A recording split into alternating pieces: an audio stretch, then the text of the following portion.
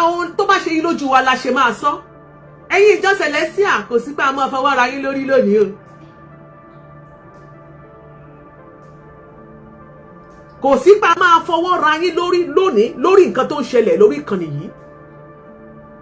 Gbogbo àwọn tí ẹ bá mọ̀ pé wọ́n jẹ́ Celestia bloggers ẹ bá mi tag wọn.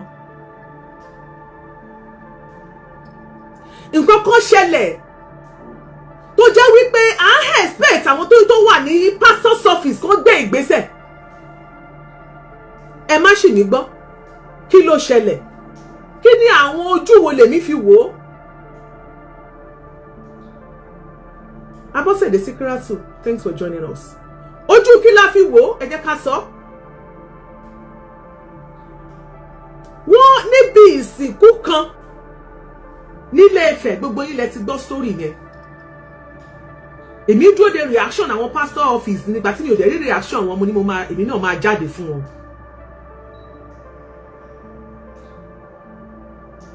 Wọ́n rí olùṣọ́ Prophet Oyebamiji Damilare níbi tí wọ́n ti ń ṣe òkú ọ̀kan nínú àwọn ọmọ ẹgbẹ́ ògbóni tóun náà pa kájà. Ẹ wò mí, ẹ máa wí sáìdì tèmi, èmi ò wọ against ẹgbẹ́ ògbóni o, torí ìṣẹ̀ṣe ohun tá a bá láyé ni wọ́n ń ṣe tá a sì mọ̀ wípé ìṣẹ̀ṣe tí wọ́n nìyẹn. Ṣùgbọ́n kẹ́ni kankan ṣùgbọ́n kéèyàn á fi orúkọ Jésù kó máa wá fi kó wa lómi ọbẹ̀ jẹ́ òun lèmi kick against. Kẹ́ ẹ wá máa fi orúkọ Jésù kẹ́ wá máa fi máa kó wa lómi ọbẹ̀ jẹ́. Enough is enough. Bíbélì gan sọ pé tó bá gbóná kó o gbóná, tó bá tutù kó o tutù, èwo ni kò gbóná kò tutù. Ibo là ń lọ tá àròkọ. Ẹ lọ sí pàdé ògbóni, ẹ lọ pàdé awo, ẹ tún wá wọnú ṣọ́ọ̀ṣì, ẹ mọ orúkọ Jésù, ẹ mọ ṣépè fóṣó, ẹ mọ ṣépè fàjẹ́. Who does that?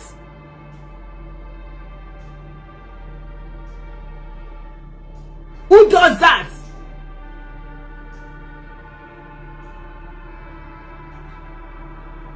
Ní ìgbà tí a bá rí ẹni tó jẹ́ olùṣọ́ ìjọ tó wá pa kájà, ẹ mọ̀ pé ẹ ṣàmọ̀ tí mo kọ́ sọ pé èèyàn pa kájà. Ẹ jẹ́ kí n bá yín wá ìtumọ̀ kan tó máa folùṣọ́ yẹn hàn yín o. Ẹ jẹ́ kí n reduce volume ilé torí lè máa fóònù ilé máa pariwo nsìn kò náìsì rárá, kò máa ariwo kékeré pa. Kí olùṣọ́ wá pa kájà níbi tí wọ́n ti ń ṣòkú awo, definitely tólùṣọ́ yẹn náà bá kú àwọn awo ló máa sin. Ẹ lọ mọ gbàgbára nínú ayé, ẹ máa gbàgbára nínú ayé. Ẹ wá máa parọ́ tàn àwọn ọmọ ọjọ́, ẹ wá máa porúkọ Jésù nínú ṣọ́ọ̀ṣì.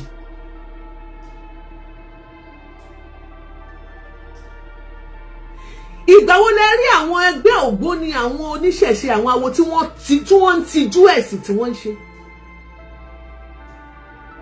Ẹ fẹ́ kan announce fún wa pé kí gbogbo wa lọ ṣògbóni. A dẹ̀ ti mọ̀ wípé a lè ṣe. Kì í ṣe pé kẹ́ wá máa parọ́ fún wa, kẹ́ máa fi àwọn òfin constitution Celestia ní section 101 títí dé 103 tí bàbá Ọ̀ṣọ́fà tó gbé sílẹ̀, tí wọ́n ní ẹnikẹ́ni ò gbọ́dọ̀ ṣe gbé ayé, kódà anybody ò gbọ́dọ̀ gba oyè ayé. Tó bá ní oyè tó fẹ́ gbà, tó bá jọmọ jẹ́ Celestia, pé wàá kọ́kọ́ lọ ṣe kíni, Isele kó lọ resign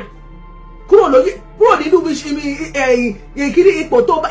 inú Sele, kó wá lọ gboyè ẹ pé kò sáyè. Ẹ wá mọ́ lòdì nínú ṣọ́ọ̀ṣì, ẹ mọ́ fi wàásù, ẹ mọ́ fi di ọmọ ìjọ mọ́lẹ̀, ẹ̀yin wá máa lọ́dún ẹgbẹ́ ògbóni. Ṣé ẹ gbádùn?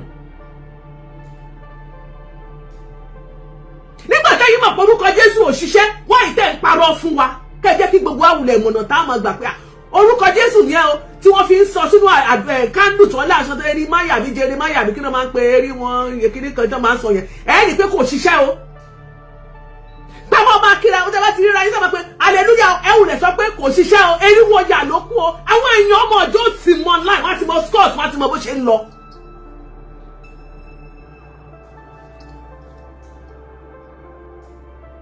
àwọn ọmọ ọjọ́ tí wọ́n ní bínú sí yìí náà wọ́n ti mọ bó ṣe ń lọ. talentan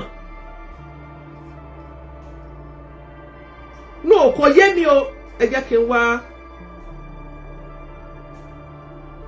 ok ẹ jẹ́ kí n play fídíò tó tiẹ̀ wà gangan kó má di pé bóyá mo parọ́ kankan ó wà nínú ẹ jẹ́ ẹ wò bí tó ti ń ṣe òkú awo lélẹ̀ ṣe rí pé gbogbo ló pa kájà ẹ wò ṣe rí pé gbogbo ló pa kájà tó bá ti débi pásítọ̀ yẹn màá pásítọ̀ ló lo glasses yẹn ṣé ẹ ti rí màá pọ́ọ̀sì ẹ̀ fún yín ẹ má wọrí mo ráyè ẹ wò ọ̀já ẹ̀ ṣé ẹ ti rọ́jà ògbóni picture bí tún kékeré tó wà lẹ́gbẹ̀ẹ́ yẹn ó nìyẹn nínú aṣọ Celestia olùṣọ́ Celestia ni o ṣe ti ráwọn olùṣọ́ yín orúkọ Jésù ò tó fún wọn wọ́n wá ẹ̀rí bó ṣe ń tanra wọn ṣùgbọ́n ṣe mọ̀ pé nígbà kan wà tí prophet ṣe Evans lórúkọ bàbá yẹn tí bàbá yẹn jáde tó sọ wípé 70% àwọn olùṣọ́ ṣọ́ọ̀ṣì yín kó gbóni ni wọ́n ara àwọn kan tó jáde tí wọ́n ń bínú tí wọ́n ní wọ́n wá bẹ̀rẹ̀ sí bú bàbá yẹn mò ń bọ̀ ẹ jẹ́ kí n bá yín wá fídíò yẹn ó yẹ kí n ní lọ́wọ́ ẹ ti rí olùṣọ́ yín olùṣọ́ ló pa kájà yìí o ó lọ ọ̀já yẹ́ ẹ ti rí nípàdé awo mi ìfẹ́ ẹ má jẹ́ ń lo kíni voice yẹn ṣe ti rí nípàdé awo níbi tí wọ́n ti ń sin òkú awo òun lẹ ti rí olùṣọ́ tó bá wá dé ṣọ́ọ̀ṣì wọn láwọn ń ṣe mírèkù ṣe rí pé rọ́nà ń pa fún wa. ìjọ wo lẹ́yìn rí àwọn ẹlẹ́sìn àbáláyé àwọn tó láwọn ń ṣe ògbóni ìjọ ò lè rí wọn tán tanra wọn tó bá ń ṣe bóòlì wọn jáde. ẹ̀yin dẹ̀ ti wá gbàgbé wípé ayé ti dáyé social media ayé ìgbà kan tẹ́ mọ̀ yọ lọ lédì lóru tẹ́ lọ mọ̀ ṣèpàdé àwọn awo tẹ́ lọ mọ̀ ṣe gbogbo ẹ̀ tí ayé ò ní mọ̀ ó ti kọjá ayé social media náà láwà á ní àwọn Gen Z náà nínú àwọn ẹgbẹ́ ògbóni tẹ́ pé àwọn náà máa rìkọ́ọ̀dù wọ́n jù sórí social media bí táyé tí gbogbo tí ọ̀tá yóò ti bàjẹ́ sí wa lọ́wọ́ nìyẹn. alàgbà kan sọ lọ́jọ́ kìíní àná ó ní 70% ẹ̀yin olùṣọ́ tẹ́ wà ní Celestia ní gbogbo ilé ẹ̀ṣọ́ ògbóni. ẹ jẹ́ wá sọ tó wá ṣẹlẹ̀ tó já mi lẹ́nu màá play voice máa yẹn fún yín ṣe rí nígbà tí wọ́n rí kíní lórí social media táwọn ọmọ ọ̀jọ́ rí pé olùṣọ́ rèé ṣọ́ọ̀ṣì Ògòmídé bóyá Ògòmídé gbarin ṣe àdúgbò yẹn ṣe gbarin ló ń jẹ́ àbí gbarin ní ìmọ̀ Ògòmídé bóyá gbarin àbí gbarin nílé Ifẹ̀ òun olùṣọ́ ọbẹ̀ nígbà tí wọ́n rí ó wá jẹ́ ìtìjú fún gbogbo àwọn olùṣọ́ tó kù nílé Ifẹ̀ pé lọ́ṣùn state generally pé báwo ló ṣe ṣe wọ́n bá kọ lẹ́tà excommunication pé tọ̀ àwọn ti ṣèwádìí torí wọ́n ṣèwádìí àwọn ṣèwádìí o wọ́n ní nothing bad in that ó báàjì ń bẹ̀ ní Àjàyí tó bá máa ṣògbóni kó ṣògbóni ẹ má yẹ kán tórúkọ Jésù ò bá ṣiṣẹ́ mọ́ jẹ́ kán láhùn fún wa ìyẹn ni mi ò fẹ́ gbọ́ pé nothing bad kí ni. kẹ́ni tẹ́bi lẹ́nu tó mẹ́ta ni pásítọ̀ kan ṣẹ̀ṣẹ̀ ń sọ mo ṣẹ̀ ń gbọ́ fídíò yẹn pé àwọn obìnrin a lè lọ ṣe second wife a lè lẹ́ṣọ third wife nílé ọkùnrin pé kò ṣẹ̀ṣẹ̀ ń bẹ̀ wọ́n ṣẹ̀ wà ń preach sí tí a lot of obìnrin ti lélẹ̀ tóbìnrin míì tó yẹ kó yàgùn tó fi kú tóbìnrin míì lélẹ̀ tó fi wọ 70 ṣe é gbádùn. ṣé a máa forúkọ Jésù ẹ máa fi kàjọ wa ni tó bá sọ pé kò báàdì kí wọ́n jáde kí wọ́n sọ fún wa pé kò báàdì ká lè tètè mọ̀ bí wọ́n ti jáde ṣọ́ọ̀ṣì wọn tó bá ti rí pé kò báàdì ní Celestia bá a bá ti rí wọn a ò ní sọ nǹkan kan mọ́ tẹ́ bá dẹ̀ ti ríra yín àgbọ̀dọ̀ gbọ́ kẹ́ mọ́ pé hallelujah o ẹ mọ̀ fẹ́ irúwọ̀ yà kẹ́ mọ̀ para wọn ni wọ́n wáyé tẹ́ fi ń pretend wáyé tẹ́ mọ̀ ọmọ ọjọ́ tẹ́ mọ̀ sọ pé hallelujah tẹ́ ṣe mọ̀ sọ pé irúwọ̀ yà sáwọn èèyàn ni kẹ́ tẹ́ fi ká àwọn ọmọ ọjọ́ yín lọ ẹ lọ mọ gbàgbára wẹwà mọ lò nínú ṣọ́ọ̀ṣì ẹ ti jẹ́ kí gbogbo ọmọ bíi káwọn ìdí àṣírí bíi tẹsí gbàgbára yẹ kí gbogbo ọmọ gbàgbára ń bẹ àṣíbi tẹ́ ti ń gba agbára yẹn kílẹ̀ tí gbogbo wa òkúkú lọ bẹ̀ ká lọ máa kálù kọ́ńgàkù lọ gba agbára kẹ́ni kankan mọ́ bá mi gba agbára tó bá wù mí lónìí tí má tún fẹ́ ṣe gbé ògbóni lónìí wọn ò ní mú mi sí èmi ò ní wá parọ́ ní ṣọ́ọ̀ṣì pé mo tún lọ ṣọ́ọ̀ṣì màá ṣe gbé ògbómi tí má fẹ́ ṣe màá ṣe confirm ni màá dé wà proud of nǹkan tí bá ń ṣe ìtẹ́ bá ṣe tẹ́ bá ti ń parọ́ tẹ́ bá tún fi ń gbá wa tẹ́ ẹ̀ fi proud of it ajá pé ó ní nǹkan kan ni tẹ́ bá gbóná kẹ́ gbóná tẹ́ bá tutù kẹ́ tutù torúkọ Jésù ò bá jẹ́ fún yín ẹ sọ àṣì orúkọ tẹ́ ń lò fún wa nínú ṣọ́ọ̀ṣì ẹ sọ àṣírí agbára tẹ́ ń lò fún wa nínú ṣọ́ọ̀ṣì tẹ́ mọ̀ pé ẹ mọ̀ lè ṣe mírèkù fake rádáadáa tẹ́ mọ̀ parọ́ kiri tẹ́ mọ̀ tanra yín.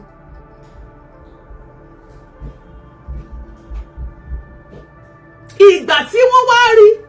àwọn ìgbìmọ̀ àwọn ọjọ́ àwọn ṣẹ́pàdì ẹgbẹ́ gbogbo wọn lọ ṣèwádìí nínú iṣẹ́ ìwádìí tán ni wọ́n rí pé lóòótọ́ olùṣọ́ Oyèbámijí Dámiláre òun mà ní wọ́n bá kọ lẹ́tà sí head of pastor's office ìyẹn headquarter wọn ìkan lára àwọn olùṣọ́ ó wà nú ẹgbẹ́ ògbóni o a rí o gbogbo àwa nìkan kọ́ la rí o gbogbo ẹ̀rí rẹ̀ o gbogbo ẹ̀ ló wà lórí social media o wọ́n wá kọ lẹ́tà wọ́n wá láwọn pé èsì àwọn health communication àwọn ti ṣe àwọn òfẹ́ mọ́ láàrin wọn wọ́n wá kọ́pì ẹjọ́ bá mi pa àwọn Celestia task force ẹjọ́ lórí ìtọ́lá àwọn tó jẹ́ ẹ bá mi pa àwọn tó jẹ́ Celestia torí àwọn ọmọ Celestia wá ń gbójú pamọ́ lẹ́mọ̀ hallelujah o tí bá gbọ́ tẹ́ sọ hallelujah kankan nínú tí bá rò kọ́mẹ́sẹ̀tọ̀ tí bá rọ ọmọ Celestia kan tó sọ hallelujah o tí bá gbọ́ tẹ́bọ̀ Celestia kankan ṣe hallelujah o lẹ́yìn kẹsẹ̀ irúwo yà èmi náà sọ pé àyà gbó àyà tọ́ àyà jẹ àyà mú.